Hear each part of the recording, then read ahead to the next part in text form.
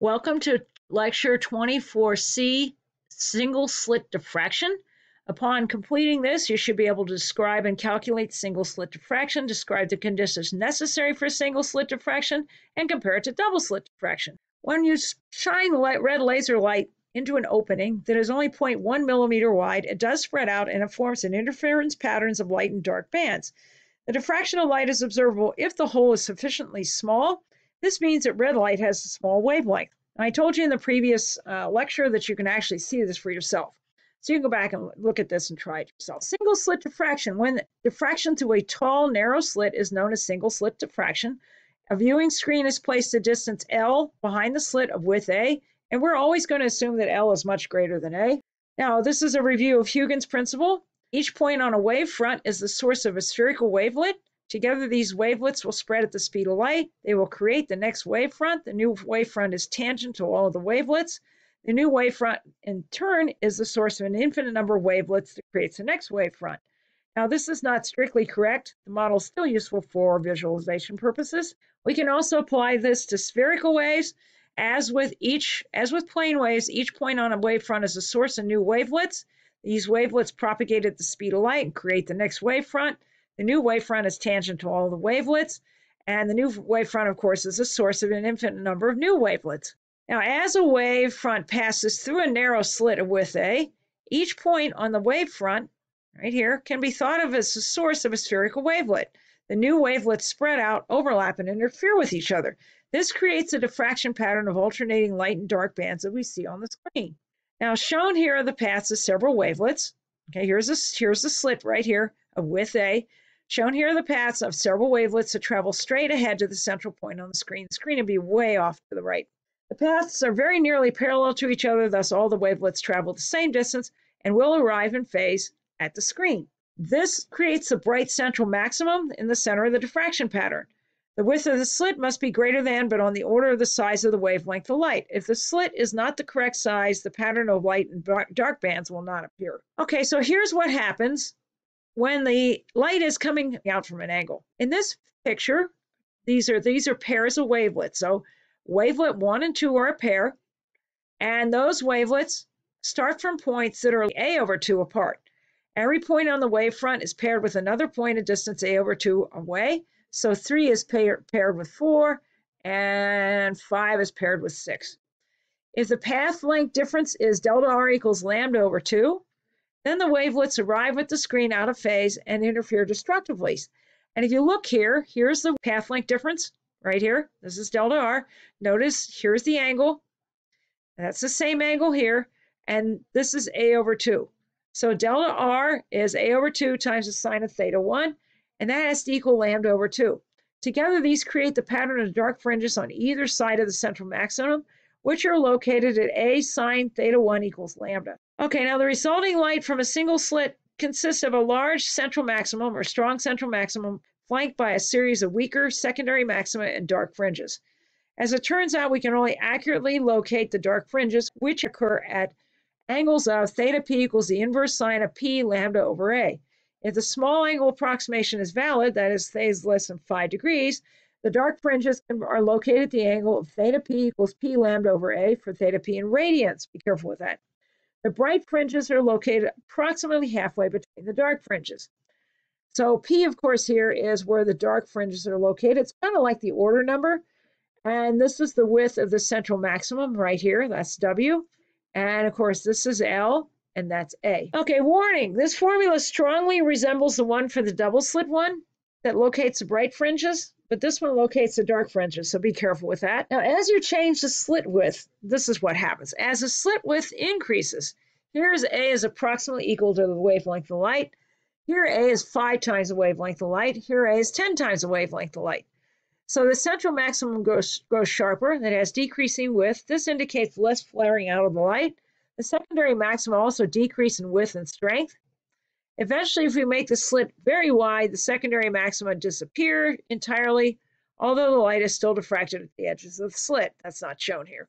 If we make the slit very narrow, again, only the central maximum appears, and it expands to fill the screen. Okay, light from a helium neon laser with a wavelength of 600 33 nanometers, passes through a narrow slit and is seen on a screen 2 meters behind the slit.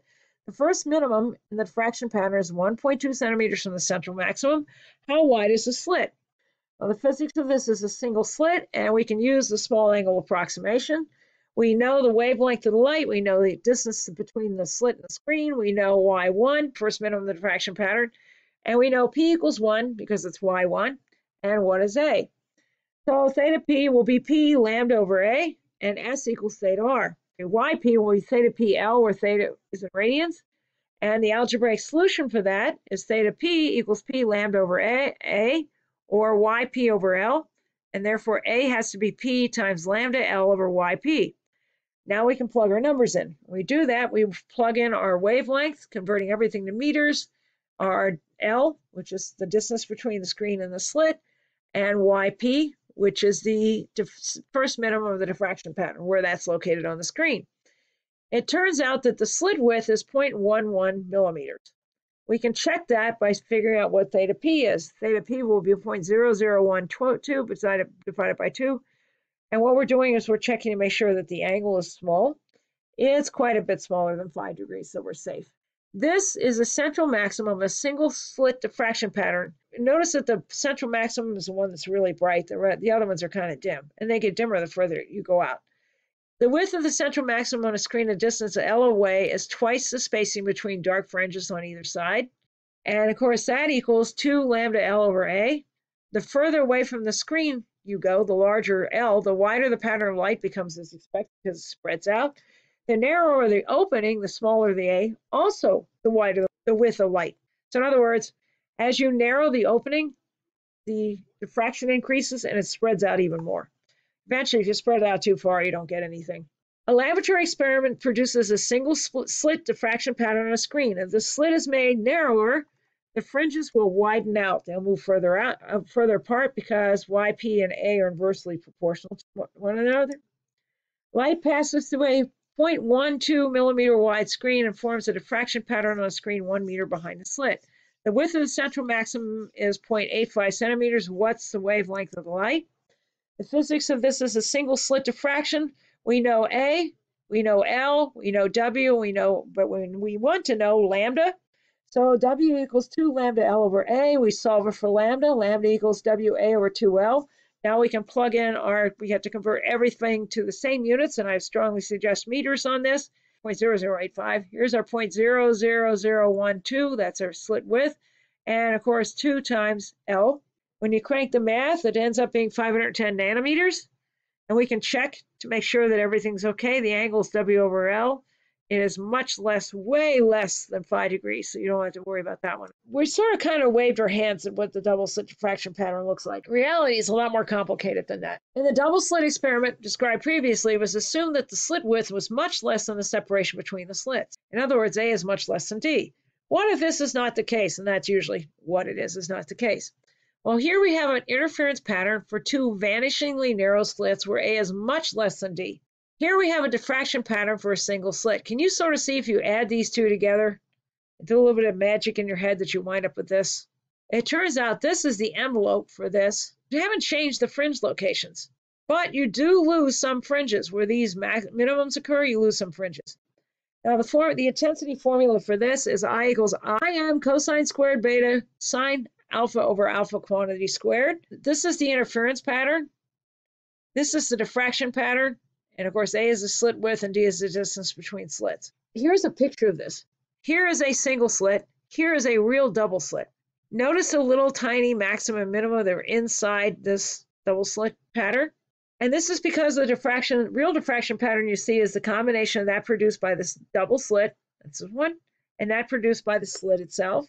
The lower part shows the interference pattern for a real double slit. The width of the slits is not vanishingly narrow. This is composed of a diffraction pattern of a single slit of width A, that's the upper picture, imposed on the interference pattern for the double slit down below with an infinitely narrow slit.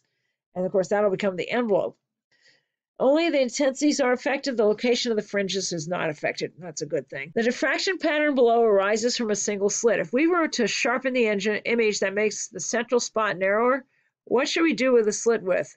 Well, you're going to have to correspondingly widen the slit width. because to make W smaller, you want to increase A. A violet light of wavelength lambda passes through a single slit of width A and forms a diffraction pattern on screen. If the violet light is replaced by a red light of wavelength 2 lambda, the original diffraction pattern can be reproduced if the slit width is changed too.